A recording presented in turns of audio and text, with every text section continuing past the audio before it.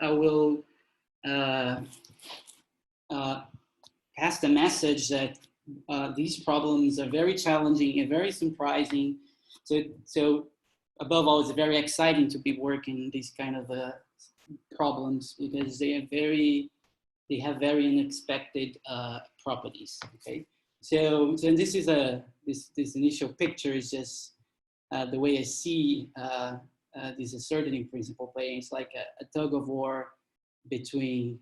So it used to be between momentum and position, for instance, coming from physics, the Heisenberg uncertainty principle. But here is about the positive and negative mass of functions. Okay. So I would try to keep this presentation as non-mathematical as possible. So try to not include many equations or inequalities, etc. So hopefully I will accomplish that. So we start with the function in RD, and we say that this function is eventually non-negative, and just ENN would be the short for it. If at some point one, let's say, can you also see my mouse? Yes. Yeah. Great. Okay, so I can point to things. So if x is sufficiently large, then the function is greater or equal than 0. Okay, so this is the moduli, the Euclidean norm of x. And so R of f will be the last sign change. And so the picture here is like in one dimension. Let's say you have an even function and it does something. And then at some point it is greater or equal than 0. And that last sign change, I will call R of f. Okay, so then I will define this class A plus of D. And then we will understand the meaning of this sign here in a moment, this plus sign, as the class of functions f and f hat. So f hat being the Fourier transform of a function normalized with the standard 2 pi i in the exponent of the exponential. So f and f hat are both L1, even and real valued, and so I'll ask that both functions are non-positive at the origin, which means that the mass of both functions are less or equal than 0. And then, but both are eventually non-negative. So at some point they become greater or equal than 0. And so a natural quantity to be considering here is the product of the last sign change of f and the last sign change of f hat. Why? Because this quantity is naturally scaling invariant, and we like to take the square root of that. So then we try to minimize this quantity. And what Bourgain proved in 2010 was that, well, this indeed generates an uncertainty principle, and it grows with the dimension, with the square root of the dimension. So if you divide this quantity by square root, it has a lower bound. So this part here is the uncertainty principle part. And then the right-hand side is you trying to find the good function that minimizes this thing, and you can actually get to the asymptotic behavior. So it's a constant as well. So far, this is the best known asymptotic lower and upper bounds for this quantity A plus of D. Okay. Any questions so far? Yeah, a quick one just to verify a definition. So R of f, I think that in the last slide you were saying it's the last place the sign change occurs. What does that mean when you're working in RD? Oh, you take the radii, the smallest radii of the ball that contains such that outside that ball, f is greater or equal than 0. Okay, thank you. So since you asked that, so in a way, if you try to minimize this quantity here, then you can certainly reduce the problem to radial functions, for instance, because I'm considering the Euclidean norm. Thank you. And this is the next slide. So one nice thing to know is that you can reduce that problem to a certain special subclass. So first you can assume it's radial, as you mentioned, since we're using the Euclidean norm, you can always assume that. We can assume that the radii of f and f hat, they match. Why? Because the quantity we're considering is scale invariant. So if you scale f by, let's say, multiply x by lambda, then on f hat you divide x by lambda. So, but the quantity remains unchanged. So by playing with that, you can make the radii the same. And you can assume that f hat equals f. Well, because if they are not, you just add the both functions. They do a job just as good as the previous one. So you can do that. And you can subtract this Gaussian, which it is a self-dual function for the Fourier transform. So by subtracting that, you can also make sure that the condition at the origin, which was less or equal than 0, is actually attained. Okay. So in the end, you come up, you realize that you're actually minimizing just R of f among functions which are radial, self-dual, and vanish at the origin, and they're eventually non-negative. Okay. So that's why the plus condition, because we're dealing with +1 eigenvectors of the Fourier transform. So the plus comes from this part here, f hat equals f. Since we know that the Fourier transform is 4 periodic, so the eigenvalues of the Fourier transform is just plus or minus 1 or plus or minus I. So there could be a -1 problem, and we'll see that indeed we have a -1 problem. And this is the usual graph you have. So this is in dimension 2. For instance, this is a radial function. So I'm plotting here the radial function in dimension 2, which is just a polynomial. It's a polynomial with degree 4 times a Gaussian. And you can easily play with these polynomials to come up with some functions that are eventually positive. So if you use the right kind of Laguerre polynomials here, you can surely make these functions. So it's not that hard to come up with functions inside this class. It's just that it's hard to find a minimizer. Okay. So indeed, you will have this -1 problem, and the difference between this one and the previous one is that we have this minus sign in here, and before we just had a plus here and a plus here. So if you just go ahead and put the minus here and the minus there, then you come up with a minus problem, exactly as before. But now minus f hat is eventually non-negative, or if you wish, f hat is eventually non-positive. So you should keep in mind that in the previous problem, you're always thinking about putting f equals f hat.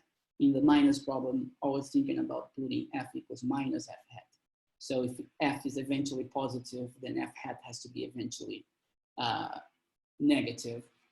Okay, that's the idea.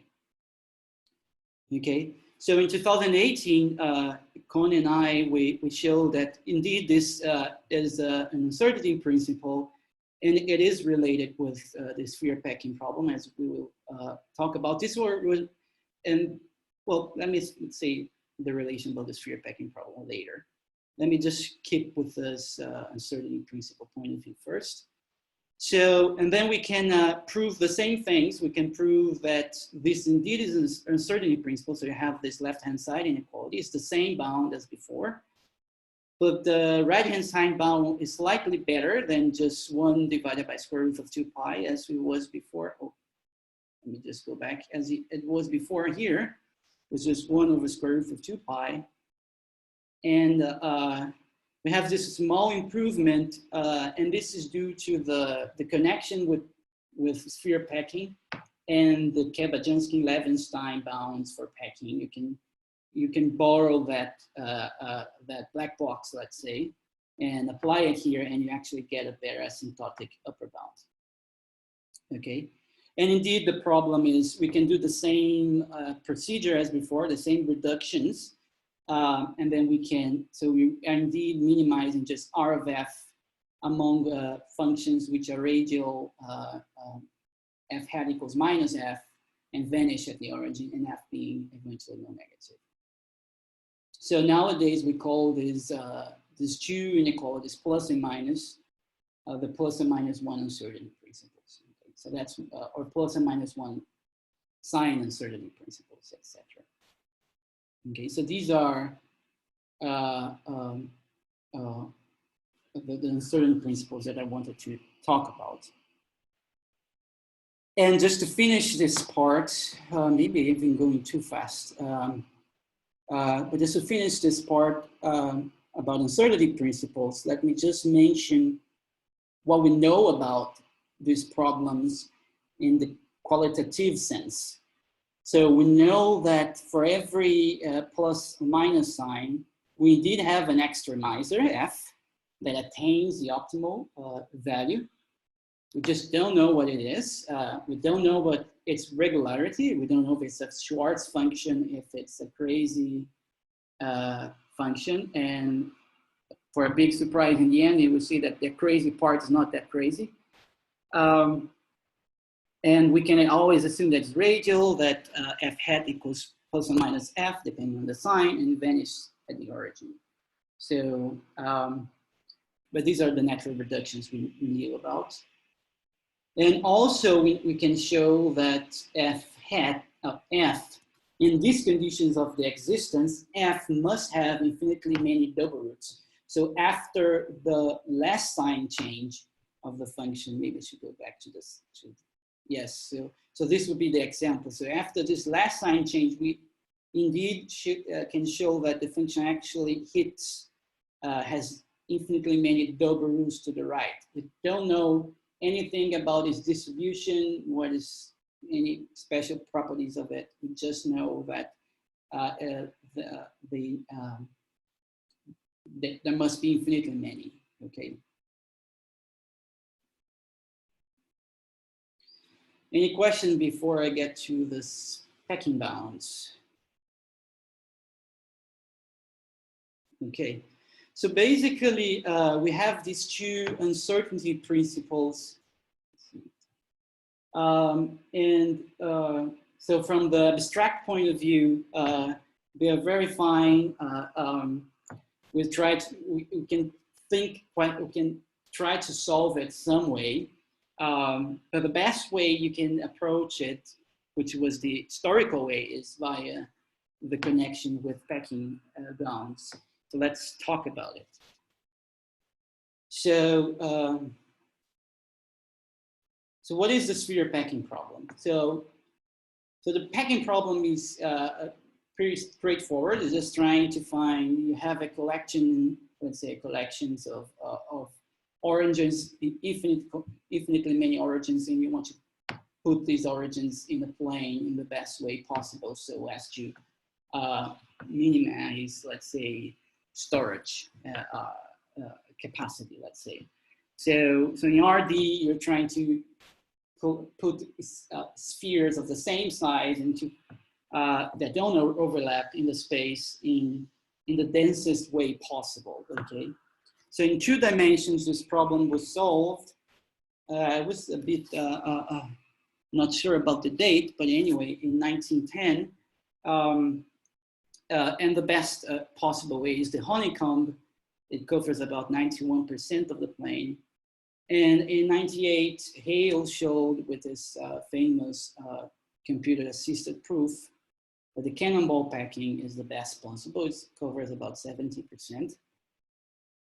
And the big breakthrough was 4 years ago when Marina Wiazowska showed that E8 lattice is the best.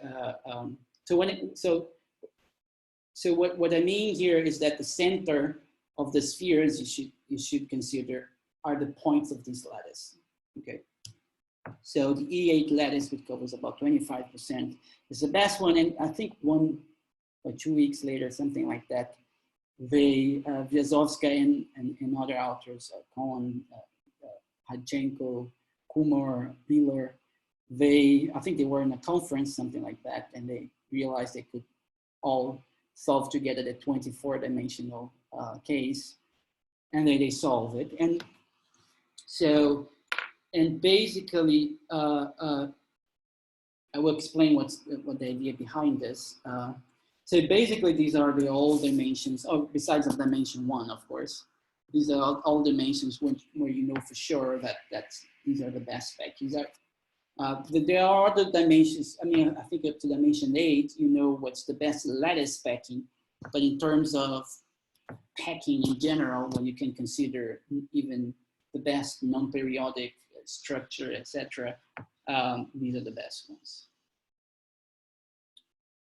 So how can we do that? And basically, this the 8 and 24 dimension was a prediction of Kohn and Elkins that they made in 2003, when they come up with this linear programming bounds for packing, which basically it's a version of the Delsart linear programming for spherical codes, but in RN, in RD.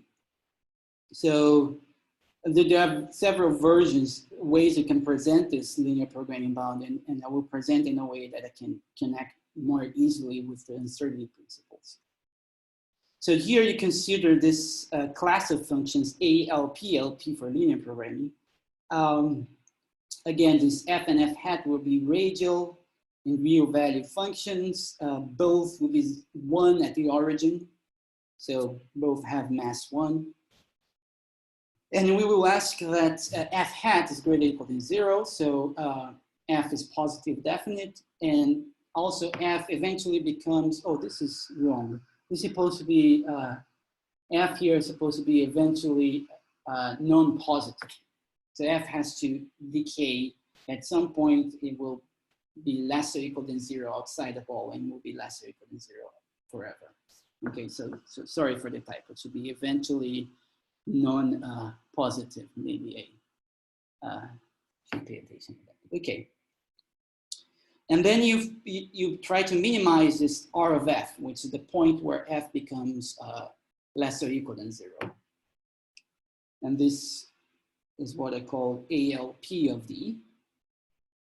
And then they show that if you call the density delta D, the density of the denser sphere packing in dimension D, let's say, then we have this inequality. Okay, so the density, the highest density for a packing in dimension D is not greater than this right-hand side.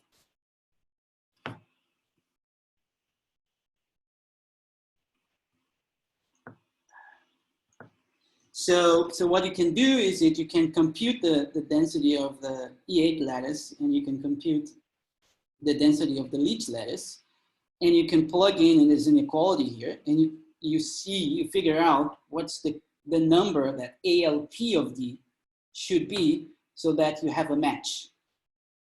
Okay, since delta D is the largest density for a packing, it's definitely greater than any given density. So if you have a match here, definitely you found the best packing.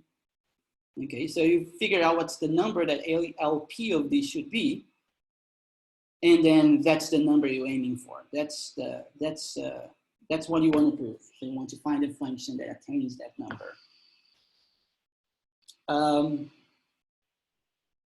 So that's what Marina did. So she showed that in dimension 8, square root of 2 should be the number, and she showed that indeed ALP in dimension 8 should be square root of 2. So she found the function attaining a bound, and then, as I said, 1 or 2 weeks later, they proved that square root of 4 should be, which was the correct number, should be the 24-dimensional ALP number. And the construction is, if you don't know anything about modular forms, it can be pretty complicated. But if you know some things, I think the basic things, I mean, it's not that hard to grasp. But still, I'm not going to present it here because I want to keep it as light as possible. So basically, this technique provides a lower bound and an upper bound, and whenever you can have a match, it means that you found the best function for the linear programming bound, and you found the best configuration of centers for the sphere packing problem.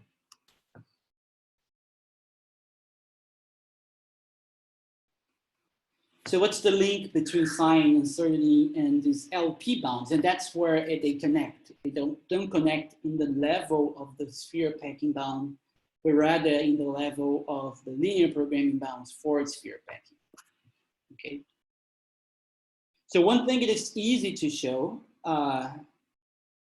it's that these linear programming functions, it's easy to create a map that takes a function here in the class here and maps to a function in the class of the -1 uncertainty. And it's basically just f hat minus f. If you do that, then you take a function here in the ALP class and you map to the A minus class. And just by doing that, you realize that you have this inequality. And numerically, it's weird because numerically, what we really do to compute approximations to these ALP numbers is by actually constructing first a function in A minus and fixing it by adding something else to make it a function in ALP. So the bounds we get for the approximations we get for ALP are identical to the approximations we get for A minus, because in a computer, we actually are solving A minus and then fixing it to make it a function in ALP. So I have strong numerical evidence that they should be equal. So Marina's proofs show that in 8-dimensional. So what you can do is you can go to her paper and you can take, I think are the B functions in there. You can take those B functions and those B functions which are anti-dual, so B hat equals minus B. I think you have to multiply by I or divide by I because she actually constructs pure complex functions and fix it by multiply by I. But anyway, you can go there and you can retrieve the functions that solve this minus uncertainty principle in 8 dimensions, in 24 dimensions. Okay, and this was something more or less known already from the works of Kohn and Elkins, because they consider the A minus problem in that reduced way that I talked later, where you can reduce it to a problem where f hat equals minus f. They already consider that. So you can go to her paper and figure out the functions. And in 2018, we realized that we could adapt the techniques to the plus problem, since we now see them as twin problems or cousin problems, as, I don't know, the association you wish. And then in 12 dimensions, again, it happened this weird coincidence that the solution was a square root of an integer. And then we could use those techniques coming from the modular forms to prove that A plus of 12 is actually square root of 2. And there is also, there is a near hit in dimension 28. It's almost square root of 4, but it's not. It's like something 1.98. And there are very interesting properties about that problem. So if you want a very nice problem to attack, I don't know, PhD or I don't know, or something like that, you can go to our 12-dimensional paper and try to solve the 28-dimensional problem.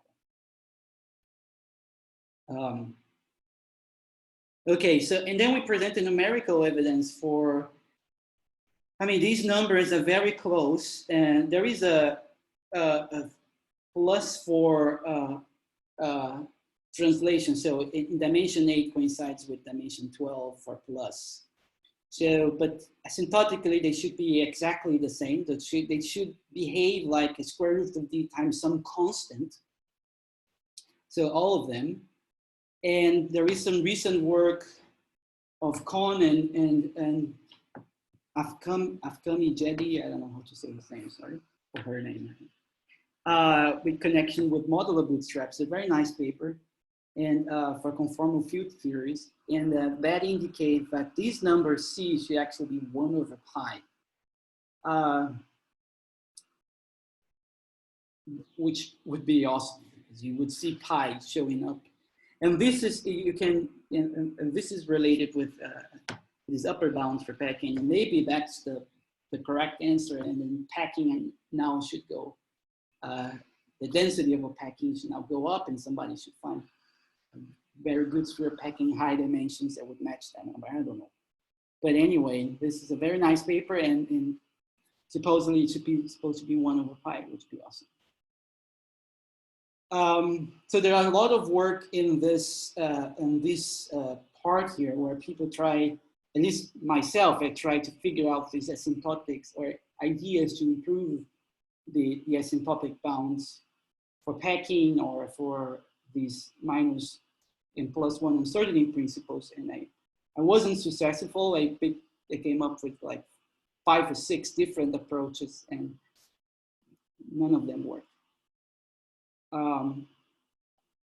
And also, if it is 1/pi, this will be just a slight improvement for the Kapuscinski-Levenshtein bound. So maybe that's the reason why it's very hard to improve on that. So this is basically the situation. This so let me go in this table from bottom up. So in 24 dimensions, we have the Leech lattice. And to solve it, you have to prove that ALP in 24 dimensions is 4, is square root of 4, sorry. And for that, you have to end up solving the A minus anyway. So then we know that's also square root of 4, but we don't know what the A plus is.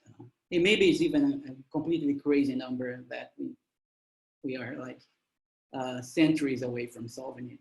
I don't know, maybe a decades only. Maybe minutes, I don't know. I really don't know. In 12 dimension, we don't know anything basically about packing. Maybe there are some conjecture best packing in there. Probably you should find it in Conway's Sloan book. What's the conjecture best packing in there? But I don't know. But the A plus is solved, is square root of 2. Then in 8 dimensions, we have, again, the work of Marina, the E8. In 2 dimensions, we have the honeycomb. We do know that the honeycomb is the best packing, but we don't know the functions that attain the bound. And Kohn and Elkis show that there's supposed to be a function in that because the numerics are kind of converging to the correct number, which is this number here. So, so we're supposed to find a function, but it's pretty hard to find a function because if you want to construct a function there, you must prescribe some roots. So that's a byproduct of every method here. And these roots are kind of hard to prescribe because they have this weird density in 2 dimensions. So supposedly we should find functions. So this is another nice problem somebody should be working on to prove that these functions do exist and to construct them explicitly. So, and to find the ALP in dimension 2, surely have to find the A minus first. So the A minus should be the same number. And the A plus, we don't know what it is. In dimension 1, the A plus is surprising now because we have the best packing, which is obviously the integers. And if you consider, I think, if you consider the hat function, which is just a function that goes from 1 to -1, so it's that triangle function that goes from -1 to 1 and 1. So that function is, and 0 outside that. That function is the best function for this ALP in dimension 1. And also, if you do that minus its Fourier transform, or the opposite, I don't know, then you get the A minus in dimension 1 as well. So they both have answer 1. But the A plus, we have no idea. And it's worse than that. We do numerics and they don't converge. And they don't converge dramatically. And then you can do linear programming bounds. You can do semi-definite programming. And they are very hard. They converge very slowly. I think linear programming even don't converge. And semi-definite very slowly. And we don't know what the number is, but we can plot the functions that are converging to that number even if they're converging very slowly. And we see a weird behavior, which I will explain in a moment. So before I continue, do you have any questions?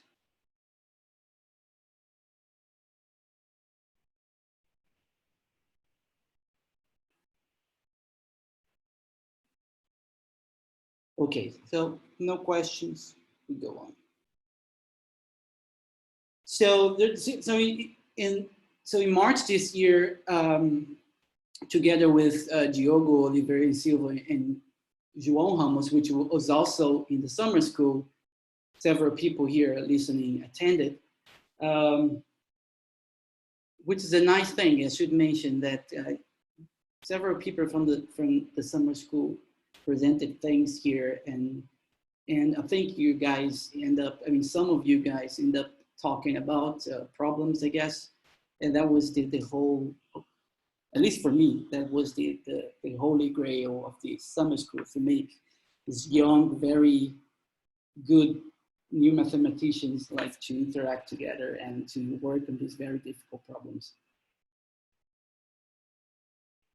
Okay, so we put this paper in archive where we extended these uncertainty principles. So we end up figuring out that the Fourier transform that we're using here is not actually needed. What we really need is just the Hausdorff-Young bounds of the Fourier transform per se. So we just need to know that the L infinity is controlled by the L1 norm and the Plancherel. If you have something like this for a transform, you can prove the same basic results. So it's not really, so these uncertainty principles are not really a property, intrinsic property of the Fourier transform. So therefore, we were able to extend this, for instance, for basis. If you have some Hilbert space and you have expansion in some orthonormal basis, you can ask sign conditions for the coefficients as well. So basically, you can extend to, you can prove results for spherical harmonics and Jacobi polynomials, for instance, and this is connected.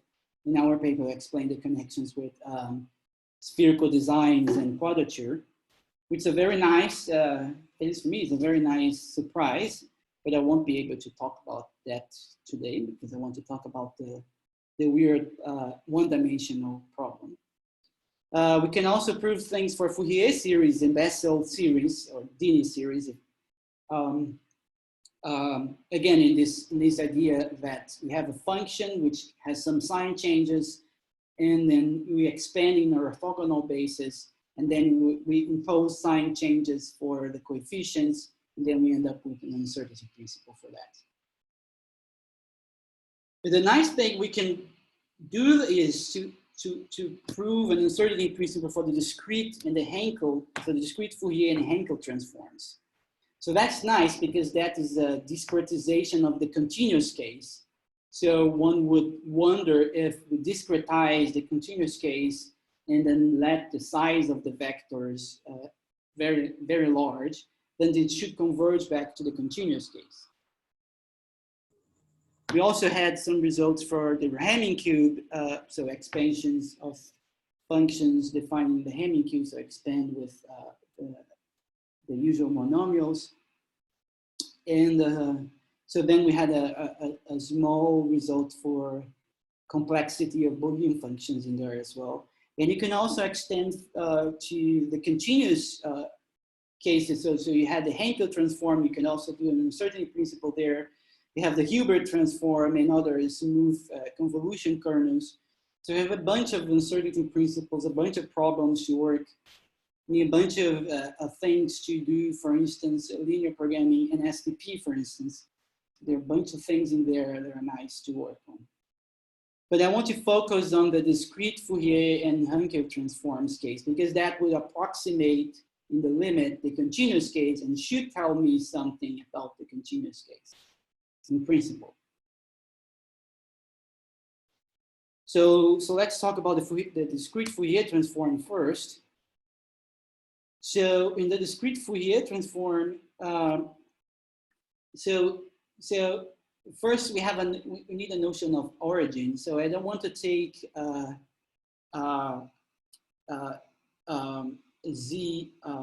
some residue class modulo an even integer, because I want a nice zero, let's say, a nice origin. So I have to take an odd number of residue classes. So that's why we take an odd integer here.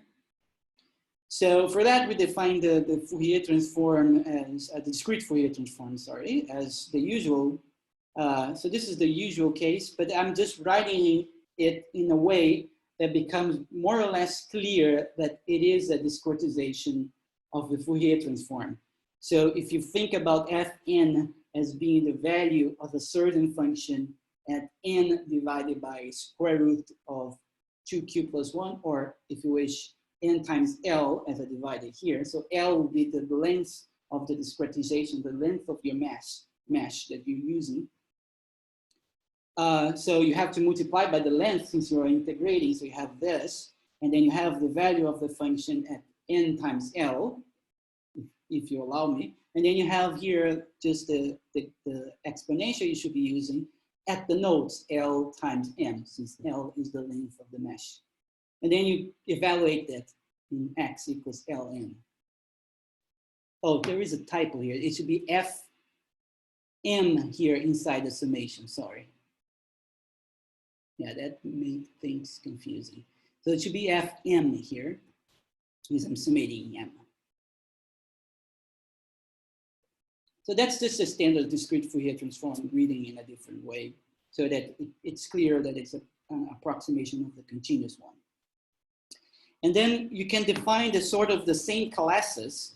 So f and f hat will be functions, so it'll be vectors, let's say, of size 2q plus 1. And you ask them both to be even. And now being even is trivial, because now you can see z 2q plus 1 as just a vector. The residue class is from minus q to q, and then the 0 is the 0. So f hat of 0 is the 0 in there. And so plus, so you ask that f hat of 0 is less or equal to 0, and then once you choose a sign, f of 0 is less or equal to 0. Okay, so the same situation as the continuous one, just copy and paste. And then what we show is that if we define this k of f, which is the minimum where after that and at the point f is greater or equal than 0, so the last sign change of the vector, let's say. If you multiply these quantities k of f and k of f hat, take the square root as the usual way, we prove that that's greater or equal than square root of 2q plus 1, which is the length of the vector. Okay. So that's exactly the same scenario as we had in the continuous case. And this comes from a very general result that if you go in our paper and read, you'll think that's completely weird. But then if you go in the applications, you see that that's the most natural way to present it. As, at least for us, we try to present it in several different ways, but it looks like that's the most natural one. But it still is pretty general. So that's the big surprise that appeared. And that's the most surprising slide you will see in this talk. So what happens is that, well, since we have this uncertainty principle here, so let's say the plus case, we have the A plus discrete, Q is bigger or equal than square root of something which is around 2Q. So if you divide these quantities, so this would be bounded from below by a number. And you could ask, well, what is the asymptotic behavior of this quotient? Does it converge to a number? And the hope is that it converges to the continuous case. And that's what we saw. Well, we don't know the answer of the continuous case, so we got something, and then we conjecture that's the continuous solution. And I'll explain, we have other reasons for that as well. So if you divide both quantities, and just, it looks like it's converging, and it looks like it's converged to 1 divided by the square root of twice the Golden ratio. Okay, and I will explain why we have that. So that's the conjecture we made, and that seems to be true because of the reasons that we explain in a moment. And that was very surprising for us. And so if you compute that for very high Qs, and in this plot here, I had Q equals around 5,000, and K, which is, so if you have a vector Fn, which goes from minus Q to Q, K would be the sign change, the last sign change, which after that, the vector would be positive. The vector is even, so always remember that. So we only have to consider from n equals 0 to Q, and at the point K, and after that, the vector becomes greater or equal than 0. So Q is like 5,000, but K is like 60. So you have all these numbers, and you can try to plot them. And so one way you could do is you can compute the discrete Fourier transform of that and plot the graph. And that's what we get. That's the graph we get. And if we plot this for several high Qs, you will see that's kind of converging, and it converges into something like this. And that here is the point where the last sign change. And it looks like the graph is later is flat. It's like 0, because if you compare the size, so you have to be careful because the problem is scale invariant. If you multiply any given function by a positive number, is also a function admissible for the problem. So you can scale this up and down. So it can only be like relative comparison. So if you fix a certain number to be 1, I think we fixed 1 here, something like that. This flat area here is very small compared to this size of the function. So it really looks like that the limit is vanishing in intervals, and it really looks like it's vanishing from the last sign change to 1, doing something, and more or less looks like it wants to vanish from 2 to 3 as well. And then we have other vanishing intervals, which, and then if you go further, maybe you can't trust for the tail of this graph. But this first part you can trust more or less in the qualitative sense, at least, that it really looks like that the optimizer is vanishing in intervals. So that was the surprising bit. And also the surprising bit is this golden ratio situation, which is completely crazy. So let me explain why this is supposed to be the golden ratio. But before we go to that, we can also do the same thing for the -1 problem. And the -1 problem is solved. We know how to solve it. And the answer is 1. So you can do the same thing. You can plot the graph. And this is the plot. So the solid plot is the numerical approximation, and the dashed is the best, let's say, visual match. The problem with the -1 problem in dimension 1 is that there are infinitely many optimal solutions, okay? And then, so how can we know what the discrete version of it is converging to? I mean, the discrete version is converging to something, but that something we don't know because there are infinitely many possible candidates. And we choose the best one, which is the one that Cohn and Elkins put in their paper. It seems to be the best match. It's not exactly, as you can see, but nevertheless, if these problems are very slowly converging, so maybe if you put Q equals 100,000, I don't know, then it will get a better fit, but this was the best fit we could do. Okay, any questions so far? How I am in time? How much more I have? You still have a couple of minutes. let's say 5 minutes. 5, great.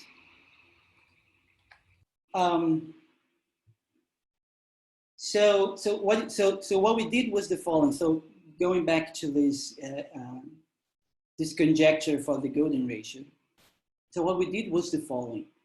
So for each Q, you have the optimal value, which is the A plus or minus discrete Q.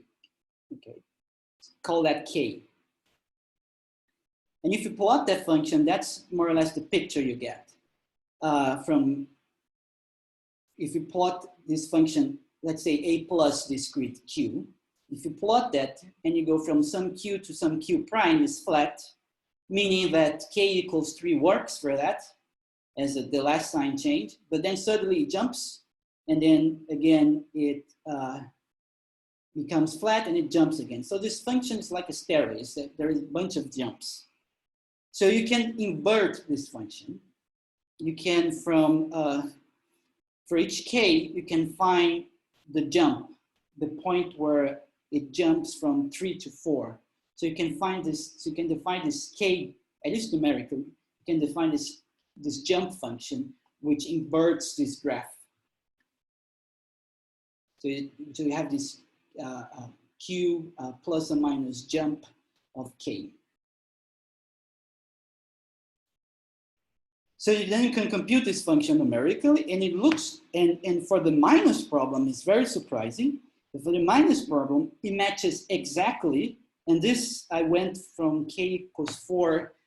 If in our paper is up to 30, I guess, but I went to 100, and it matches exactly with the floor of this function. Okay, so which is a weird thing. And then when you go for the plus function, I would get these numbers 6, 14, 25, 40, and well, what are those? And then I put on the online encyclopedia of integer sequences, and I got this expression here. It's K minus 1 squared times the golden ratio. So these are like approximations of the golden ratio when the denominator is a square. However, it only matches exactly up to 58, and then from there on is off by 1, and then it stays off by 1 from some long time, and then becomes off by 2, and etc. So it's not exactly, but still this number K plus jump, define it as this guy, K minus 1 squared times the golden ratio. In terms of the linear programming problem you have to solve to compute these things, it's still admissible, it's still feasible. So, so we can still conjecture, and plus some other details, can still conjecture that for plus and minus 1, the discrete case, as here, is actually converging back to the continuous case. And since the function A plus Q is a jump function, if you invert it, the limit should be exactly equals to K divided by this Q jump. And if you compute it for those 2 predictions here, you get 1, and 1 divided by 2 times the golden ratio. And another reason why we think it should be the case is that the SDP version of the for the +1 uncertainty principle in dimension 1, the continuous one, we also did the same definite programming with Kohn and David Delat. And we did that, and we got some plots, and the plots had the same qualitative picture. It was a function like this that vanished in intervals. So we think we have the right answer now. And also the value, the numerical value of this fraction here, 1 divided by the square root of twice the golden ratio. It's like 0.55, which is pretty close, and it's still in the range of possible of the semi-definite programming things we did in the continuous case. So at least for me, it's certain. That's the answer of the +1 in dimension 1. But the problem is that you have to come up with this crazy crazy function that vanishes in intervals. And supposedly, you have to come up with a kind of a measure that is supported in these intervals when the function vanishes, and it's also unto-dual. So it looks like a hard thing to do. How much time I have? It's about 0. 0. Can I have 2 minutes? Yeah, I think you can have. I just have 2 slides. Yeah, okay, sure. Let's do it. So and another evidence why I think that reasoning for the +1 in one dimension is true, because you can do the same thing in higher dimensions. So you can do a discrete version of the Fourier transform for radial functions in higher dimensions. That's the discrete Hankel transform, and that's the definition in the slide. And in one dimension, if you use that definition in one dimension, it will look like just a translated discrete Fourier transform. And then you can show basically the same things. The only difference is that you now have to use Bessel zeros to do the inequalities. And what happens is that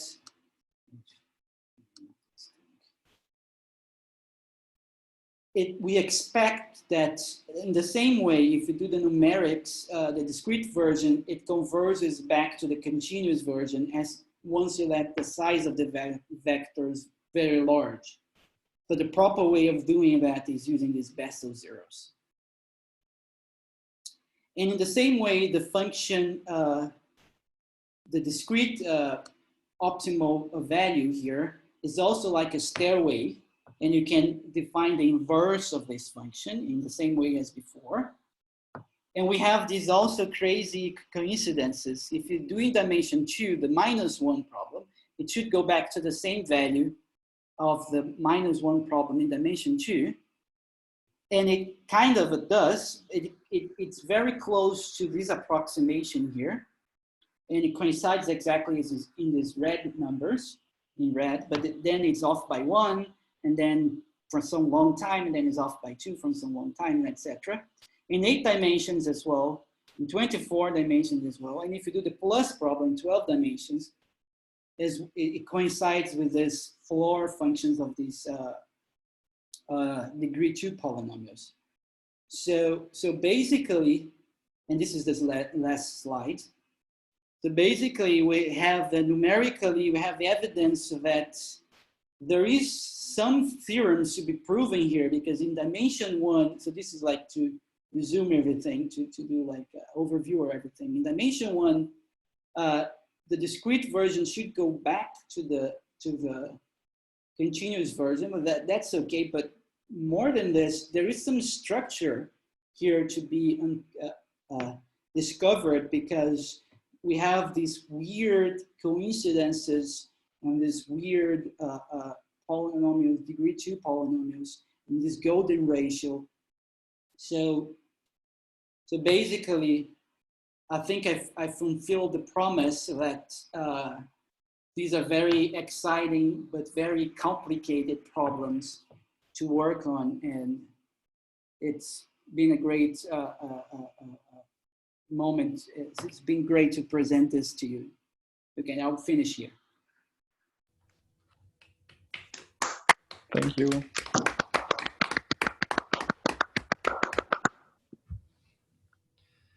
Great. Thank you, Felipe. This is indeed very fascinating. A lot of open problems right there.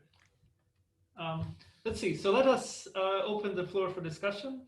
So are there any questions? So please go ahead, unmute yourself and ask if you have any questions. Yeah, so I have one, Felipe. Can you hear me? Yes. Yes. Okay. So hi everybody. So it's, if I understand correctly, so it's not really the golden ratio appears through this floor of some quadratic polynomials. Yes. Can you explain this again, please? So where does the golden ratio comes from? This is the broad question. Yes, Yeah. let me do that. Yeah, so you have the discrete version, which is this guy here. Yeah. And you divide by the correct thing, the square root of 2q plus 1, Yes. the square root of the size of the vectors we are considering. And first of all, you can just look at these numbers. You can compute them numerically. And to like 2 Yeah. digits of precision, which is not a lot, it seems that it converges to this number, okay? Yeah. This is the first thing. But why it should be that? Well, because you do a numerical analysis of the function, this function A discrete of this cube. Yeah. So you see that is a stair case, okay? So you Yes. want to compute the limit of this guy divided by square root of q, let's say. But the Yes. function is like this. So you can invert the function. So the limit only depends on these jumps. Mm-hmm. Because you have a function that jumps and you want to compute the limit of that. So you only need to consider the jumps of the function because the function is flat between two jumps. Yes. So if you do the numerical analysis, you will see that, first of all, the function is something, then jumps by 1, and then something else, and then jumps by 1, and then it stays that value for some time, and then jumps by, and it's always jumping by 1. So you can invert it. So you can have this jump function here. Yeah. Okay, this k maps to the jump function. So if you know exactly what the jump function is, you then know a conjecture for the limit, that limit below here. Hmm. Okay, so Yes. if indeed of the function it is like this forever, it's like jumping by 1 every time, so that limit should be equal to this limit. Yes. The function equals k at exactly these jumps. So the limit will only depend on the jumps. And it turns out that this jump function is pretty close to this k minus 1 squared times the golden ratio floor function. And it actually coincides with it in these 5 first numbers. Yeah. And then later it's just off by 1, and then later it's just off by 2, and then it seems to be off by little o of k. Even if it seems to be off by little, yeah, it seems that it grows, but it's off by little o of k. But if it's that, it's okay because we have a quadratic and everything with little o of a, it's okay. Okay. So then if you put everything together, then you get these limits. And they coincide with the STP bounds we did with Kohn and Delat, which are not published. And the number is pretty, more or less close, not pretty close. But the shape of the function is very similar. So it amounts, so I feel like experimental physicist in the moment. So just piling up evidence that this should be true. Because these are very hard problems, even computationally hard. So, I mean, unless I have access to a supercomputer, I can't really be sure. But that's more or less the reason why. Did I Thank you. answer your question? Yes, you did. Thank you.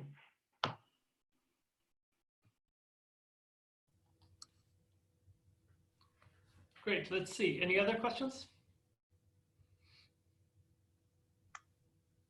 So, right. So going from the discrete Fourier transform into, I guess, higher dimension, you switched to the, what was the Hankel transform? Yeah, discrete Hankel.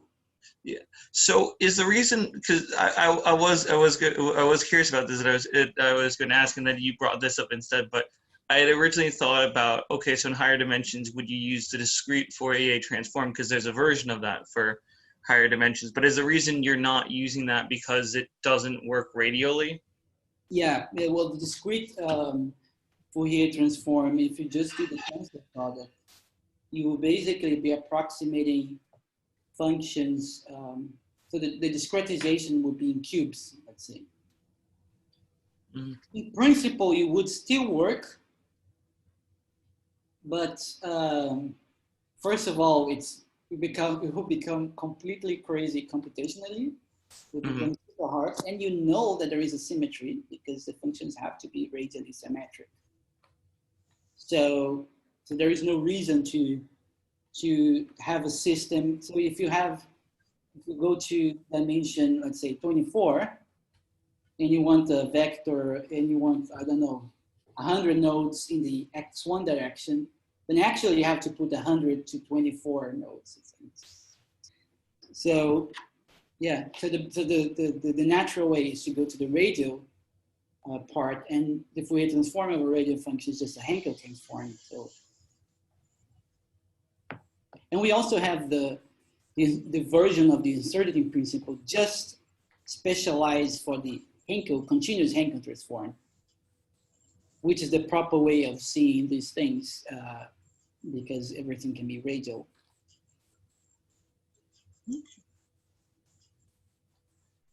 One other question that I had was, so earlier in the talk, you brought up that looking in dimension 28 could be interesting. After mentioning that there were some results in dimension 12, I guess, is there a reason? So I guess going by, right, multiples of 4, so is there any indication that, it'd be worthwhile to look at dimension 16 or 20 as much as dimension 28?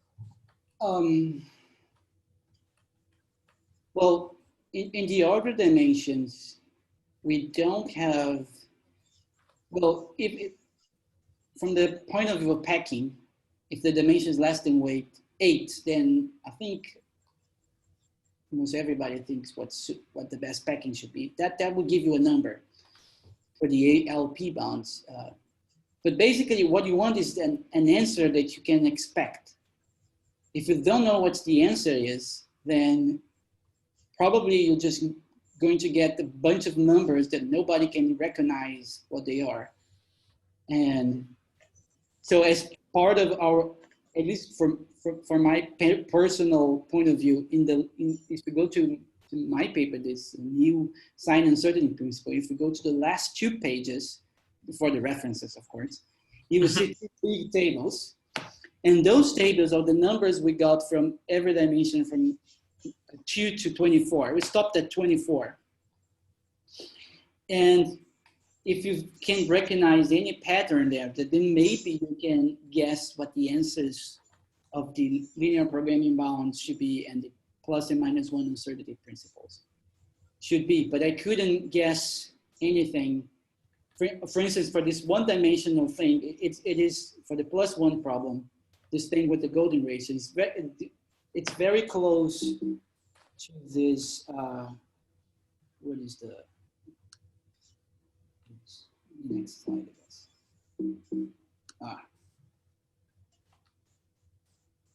Yeah, it's very close to this fraction here, k minus 1, not fraction, k minus 1 squared times golden ratio.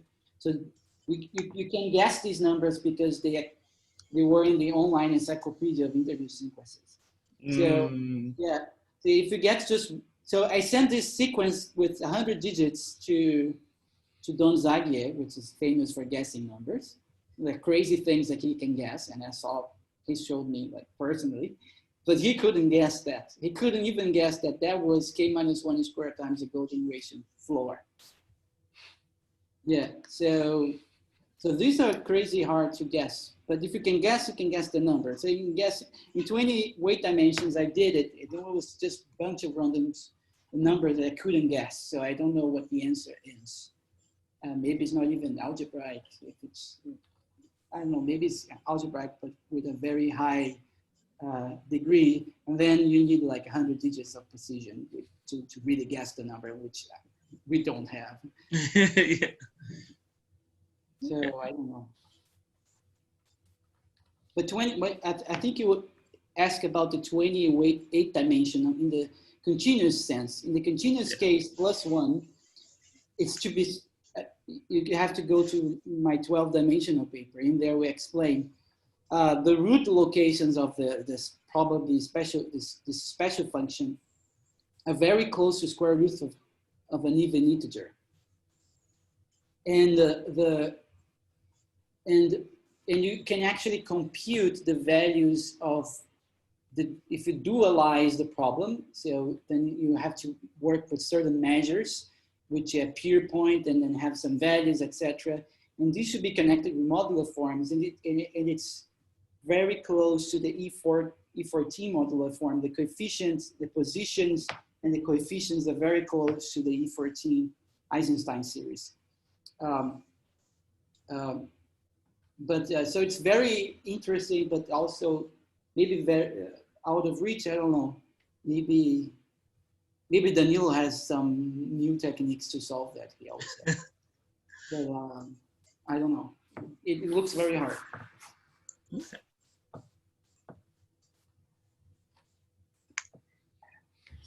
So just to clarify, for 28, the discrete Hankel transform also converges to the continuous version. You just don't understand what that thing is. Well, we wish it converges. Okay. The conjecture, right? Mm-hmm. We don't know if it converges because we don't know the number. That itself is a nice question to ask. Is in abstract point of view, is the discrete version converging to the continuous version? Let's say in dimension 1, can you show that for plus or minus, that the discrete version has to converge to you get the optimal functions, the optimal vectors in the discrete version, and then somehow you can approximate by a proof the optimal continuous function. I don't know that. I really don't see how, because in these limit arguments, you usually lose equality and you get something like weak convergence and you get less or equal plus. So maybe you can only show that some inequality in the limit, but not equality. I think of these things as ways of predicting the answer. And then once you know the answer, you more or less know where to look.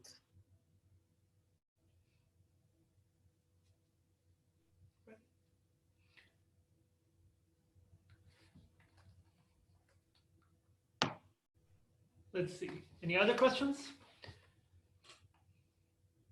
before we go off the record? Maybe I'll ask one last silly question on the record, just for a change. Do you think there could be a geometric anything to do with A plus D? Yeah, that's the very good question. Sorry. They in this new paper with Cohn, David, and other physicists, I guess, with relation with conformal field theories, they have a paragraph or two saying things about trying to match the +1 with some known phenomena in physics or in conformal field theories, which I know nothing about. I just know the name.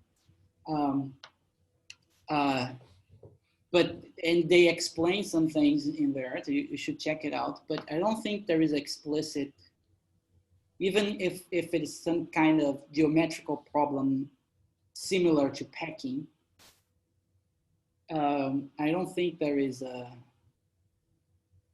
I don't know of any connection. It should be one, but the original version of Burgan, which he was the first to study this problem, you could say it's geometric because it's connected to measuring the degree, the discriminant of bounds for the discriminant of algebraic number fields.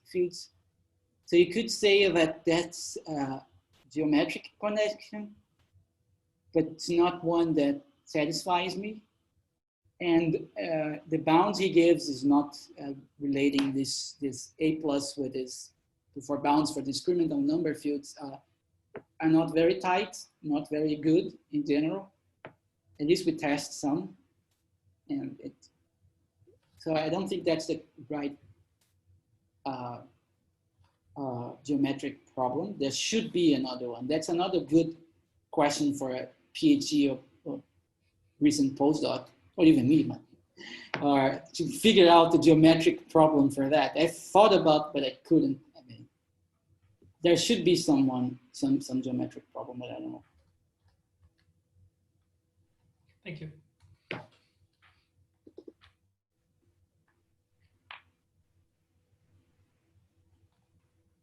Let's see. So let me take us off the record. So now is the time